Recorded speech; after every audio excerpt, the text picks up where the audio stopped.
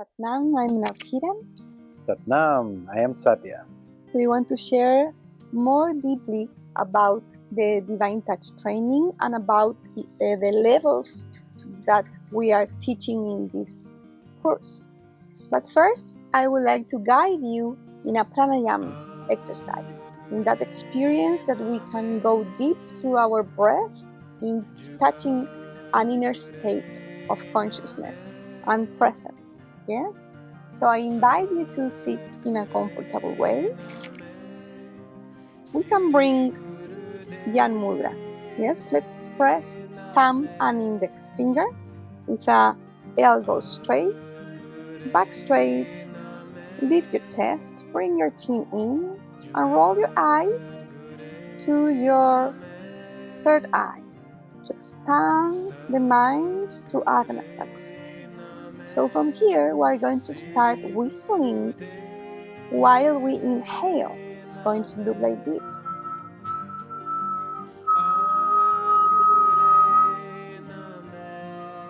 With full capacity. And then let's start exhaling from the nose, very slow and deep. Yeah, so you can start whistling while we inhale.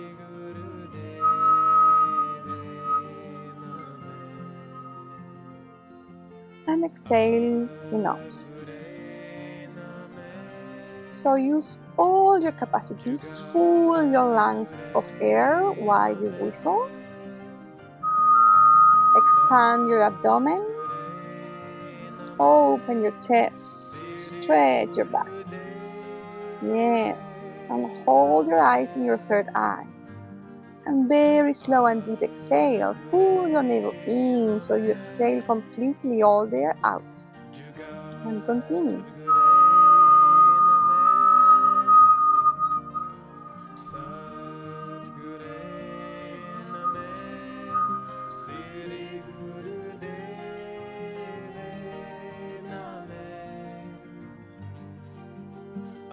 Keep going and be aware of every inch of breath, of prana that comes in and comes out. Become one with your breath, with that flow of consciousness, of life, of creativity.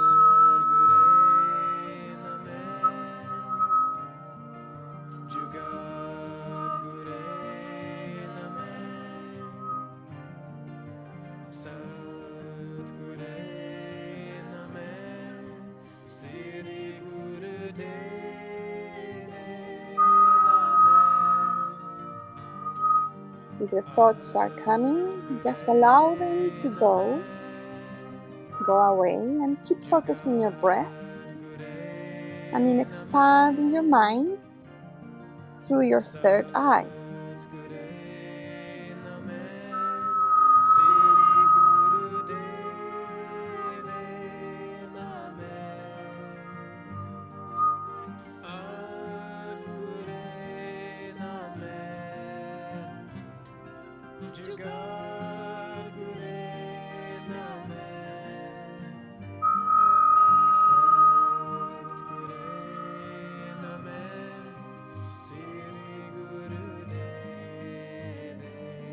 And now do the last exhale and inhale deep through nose. Fill your lungs, inhale deep. Hold your breath and apply root lock or Mulband, contracted muscles of anus, genital and lower stomach. So squeeze your energy up through your spine until the top of your crown. Lock eyes in your third eye, expand your mind. Inhale a little bit more and feel that suspension of the breath and the mind. And very slow through nose. Exhale. All the air out. Compress the abdomen. Bring the navel point in and up. And hold the air out. Apply root lock, Mulband again. Expand your mind through your third eye.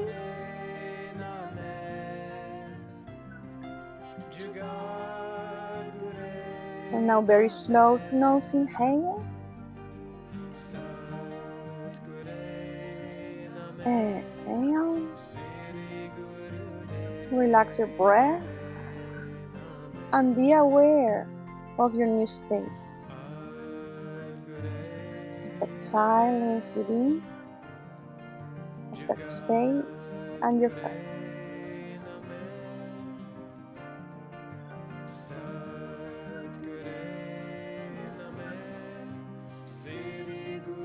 And now we can inhale deep. Exhale. Relax. And when you feel ready, you can open your eyes and come back. Thank you so much. Thank you. So you might have a glimpse of something that changed within you just by doing this very short practice. Definitely we can do it for a little longer, and every time we do a practice, either a pranayama, meditation, or any type of kriya, the timing and the frequency and the precision of the technique will definitely have a specific outcome in your way of perceiving yourself, the way the energy moves. And so, what we have received in Divine Touch, it's a step-to-step process to guide your consciousness, to awaken your consciousness. Also, referring to the same thing, is to awaken and activate your Kundalini Shakti energy, your spiritual energy, that it is well registered in the knowledge of yoga, but also in other sort of ancient cultures. They all refer to this sacred, secret energy that we all hold, that is dormant and have a potentiality to awaken ourselves into a higher reality. And that higher reality is everything that every human being, every being on creation is looking for, is desiring. That is the desire of your soul, is to awaken yourself to experience yourself as you are, as a very enlightened, happy, blissful, loving being, with no concerns at all about life, just enjoying life. So the way we have received this knowledge, it's a way that we guided, and this last year, I think, more or less, we've been guided to teach it in certain levels. This keep changing a little bit because the conscious collective mind is changing. So, but in general, we guide everyone through certain steps. Level 1, that is the first level that we invite you to be part of. It's all about understanding reality in terms of the energy and vibration. So you will start to learn how to perceive energy and to measure the vibration and the flow of that energy within your body, your mind, your organs, the things around you, your home, everything, the work where you work, and the food that you're eating, food, the water. And that is in itself just an incredible tool to uplift your life, because most people doesn't know that everything have energy, and the way that energy it's vibrating and emitting certain fields, it have an impact in yourself that is quite palpable. Probably you have had experiences like a lot of people, and this is something that people don't realize, and this is an example that most every human have had. When you go to a restaurant, for example, and you're happy because you probably are going to go with a friend, or maybe your partner, husband, wife, or so on. You get to the place, and maybe you order a drink or just something to eat, like a first plate, and suddenly there's a big shift of the energy, the way you are feeling. You start feeling a little low, a little tired, or you start perceiving that your mind is not so clear, the things you're thinking are not as shine, as clear, as was before. And that has a lot to do with the energy of the place. And this happens when you go to a grocery store, supermarket, or any type of store or crowded place, or a mall, or a stadium for a concert. We get into the field of energy that it's around. And so if we don't know about how to stabilize our own energy and hold a high frequency and a high alignment, then you're going to be drawn by the collective energy that is in those places. So for example, in the restaurants, when you eat the food or you have a drink, I don't know if you know about the restaurants, but generally speaking, there's a lot of stress in the kitchen. There's, most people are not happy with their jobs anyway, anywhere. And all that energy have an imprint in the food. They can look pretty, they can have all the stars you want, but energy-wise... Could be organic. Could be organic, yes, definitely organic. But the energy that is imprinted in the food because of the people around it, then when it gets to your plate and you eat it, that energy comes into you. That's why in every ancient culture and in every religion, there's the process of blessing food.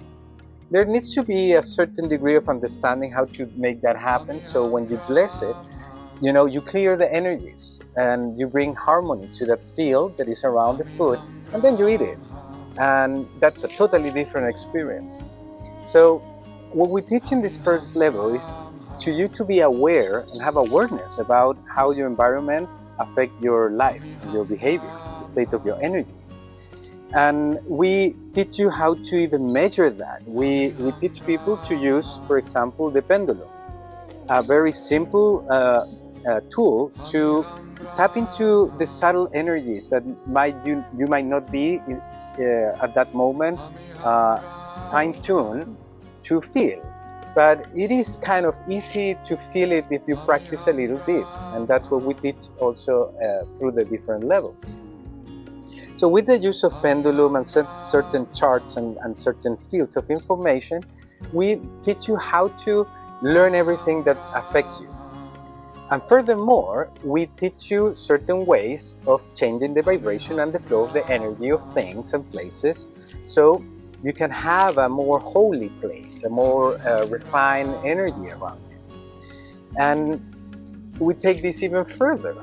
We help you with a certain process, a certain technique to connect to your higher aspect, your higher divine self. Mm-hmm.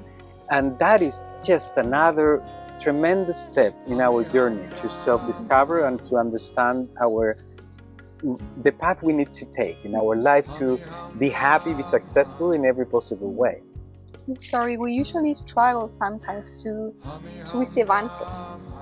Yes, to know what to do. If I do this, if I choose this, for example, course or this path, or if I choose to be with this person, this is in alignment to my true identity, is this alignment to my soul, to my purpose of being here in earth. And we usually struggle receiving answers because the stress of the world, we are not listening. The mind is so unfocused, the mind is so far of this present moment that we are not listening. So we are teaching you a way to connect deep with your higher divine self, with your spirit, with the light of your soul, so you can receive that guidance. You can receive a no answer, a yes answer, and very deep and very precise in everything. So we guide you to know what things to choose, so you can vibrate your energy. Yes, that's why we teach how to recognize that density in the energy or that subtle energy. So it can help you to vibrate higher. And when you vibrate in a higher state, is your consciousness expanding?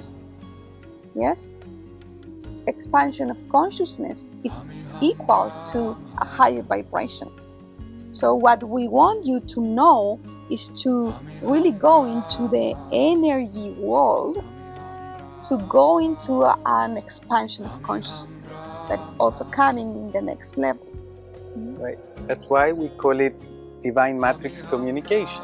Yes. Because we start communicating ourselves with the divine blueprint of creation, where we have access to all the Akash, all the field of information. So in the first level, we always say this, it seems a little odd for people to listen to this, but the first level is probably the only level you will ever need to know to really tap into your dharma, your path of light, your soul mission. But you need to really dive deep into what we teach and practice what we're saying. But since most people want to keep learning through what we can teach, we develop other layers of this. Can I add something? Yes. And a beautiful thing also is not that you are only to learn this to yourself. Yes, to receive messages for yourself, to what is good for yourself. You can also use this tool to others. We had students, mom, that wanted to know about the children. What is good for my son? Maybe what is good for him is not good for me, or not good for my daughter.